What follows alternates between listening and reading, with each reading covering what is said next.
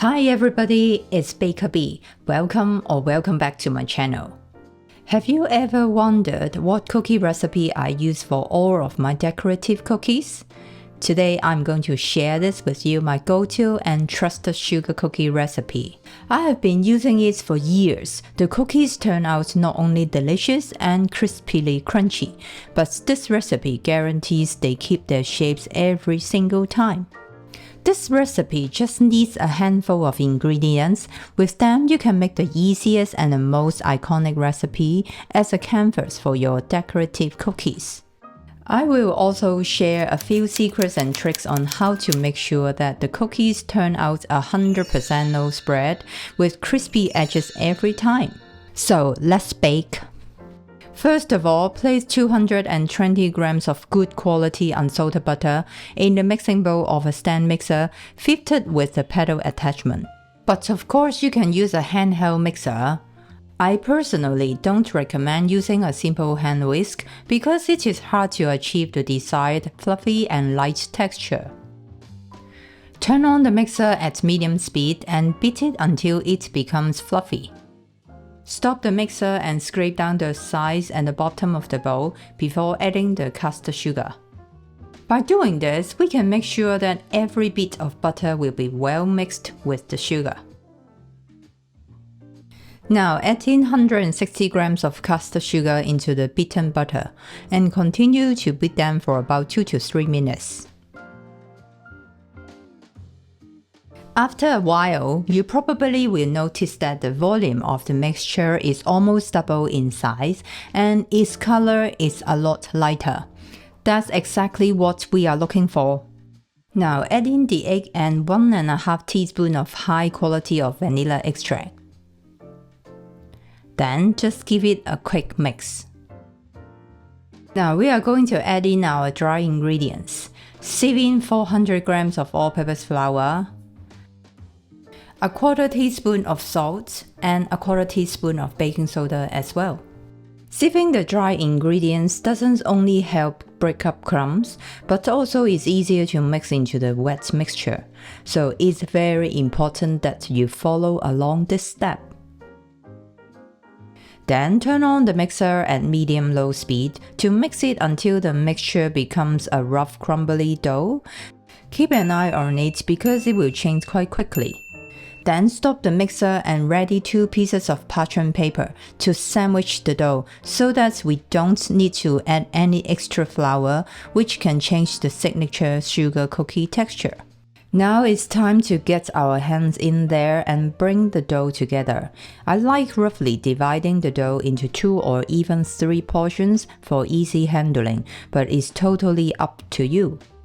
As you can see, the dough is very crumbling, but we are going to push the bits and pieces together first, then place another prepared piece of parchment paper on top. Gently flatten the dough by hand first, then roll the dough out to around 4 mm thick.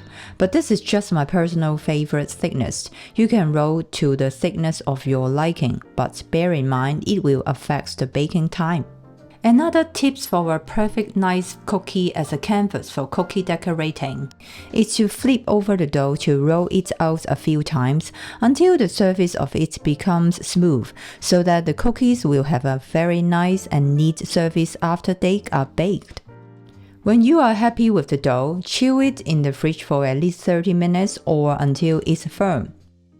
Repeat the same process for the rest of the dough. This is a medium-sized cookie dough. I can say it roughly can make around 30 to 40 pieces of cookies, but it totally depends on the size and the thickness of the cookies. Let me know what shapes of cookies are you going to make and how you decorate them. When the dough is chilling, let's preheat the oven to 170 degrees Celsius. Here I have some basic shapes of cookie cutters, but there's no reason not to use whatever cutters you like. The tip for cutting a clean and clear cut is to press the cookie cutter down firmly. Try not to juggle it while cutting the dough. To eliminate the amount of the dough needs to be re-rolled again, try to cut the cookies as close as possible. Then use an offset spatula as a help to leave up the excess. You can pop the dough back to the fridge at any point when you feel the dough starts to get soft. The last thing we want is to ruin the cookie shapes that you have just cut. Because the temperature of my kitchen is quite low at the minute, my dough is still very firm after all the cutting. As you can see, I can lift up the cookie dough quite easily using the help of my offset spatula. Place the cookie on a lined baking tray. The cookies don't need too much space between them on the tray as they don't spread during baking. Gather the rest of the dough and roll it out again using the used parchment paper. Remember to roll the dough until the surface of it becomes smooth, then continue to cut as many cookies as you need. Before baking, I place the whole tray in the fridge to chill for about 15 to 30 minutes. Chilled cookie dough on a chilled baking tray is another secret to guaranteeing the cookies 100% no spread after they are baked.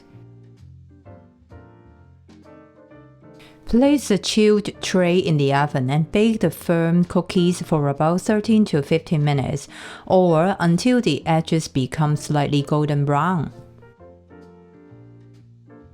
Wow, I wish you can smell the cookies. Freshly baked cookies just come out from the oven are the best. Leave them on the baking tray for about 5 to 10 minutes to allow them to cool down and set, before transferring them onto a wire rack to cool completely.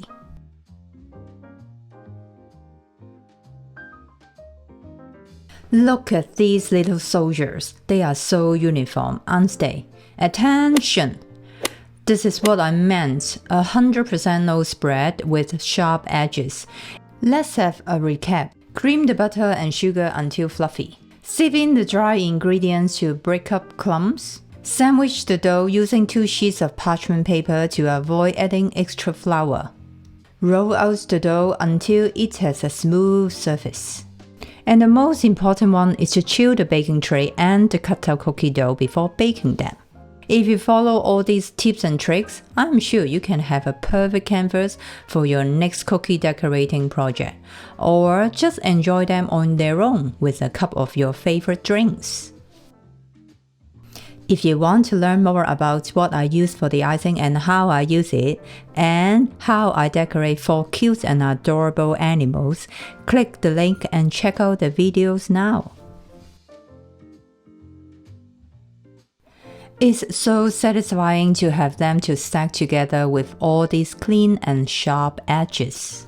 I hope you enjoyed this video and found my tips and tricks are useful. Please like, share, and subscribe to my channel for more baking contents. If you love cookie decorating as much as I do, click on this video now to watch how I decorate these cookies. Thank you so much for watching, and I'll see you all in my next video. Bye bye!